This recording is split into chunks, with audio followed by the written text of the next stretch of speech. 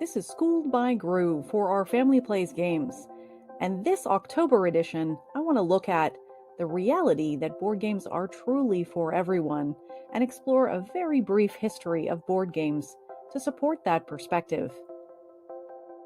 This is Schooled by Gru, an exclusive series for our Family Plays Games Voices, where I do a deep dive into my PhD dissertation research and share with you the findings before the rest of the world sees it, exclusively on our Family Plays Games. One of the things I shared in a previous episode is I successfully defended my PhD dissertation on racial and gender dynamics in the board gaming hobby at the end of June. And one of the things I'm always struck by when I share my research, particularly online, is a recurring question or an assumption that only particular identities love board gaming and privilege board gaming as a leisure activity. I get comments like this one: maybe board gaming doesn't appeal to non-white audiences or certain religions or sexes as much. And there's another comment here: there are some of us who simply do not have that gene. Like I said earlier, I know people who have no interest in gaming, so the statement that everyone likes or wants to game is false. I've actually created an 80-page FAQ when I get questions like these to share some of my research and responses to these questions, and I want to share some of that information with you. So here it is in our frequently asked questions: is board gaming a white, Western, male-dominated pastime?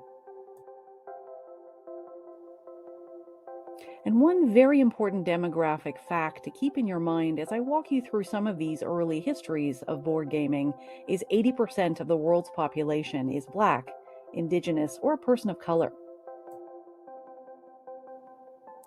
As I frequently share with people who make these kinds of ahistorical and inaccurate statements online, board games have been embedded in cultures and civilizations since before the written word. Board games were discovered in the Zhirov civilization, which is now modern-day Iran.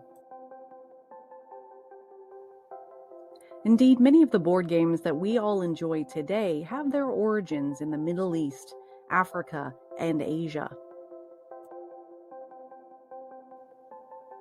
The first reference to board games appeared in English media in 1854, and many of the board games enjoyed by the Western world were adopted from ideas taken from Asian, Middle Eastern, and African games.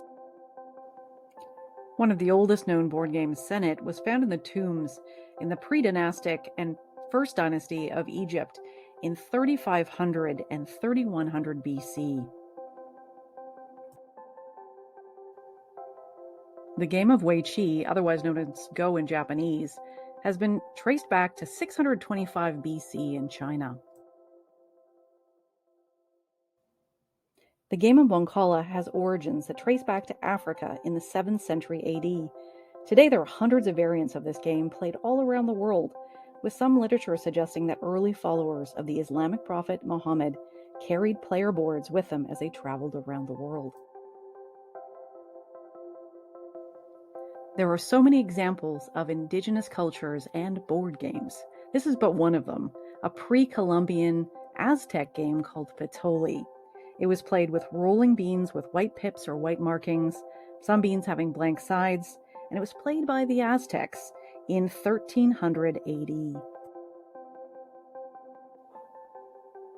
Now zooming back to the present, when we consider that only 17% of the world's population lives in Canada, as I do right now, the US and the United Kingdom combined, you realize that these ahistorical perspectives about feeling like we are the center of the board gaming universe and at the center of the human population is inaccurate.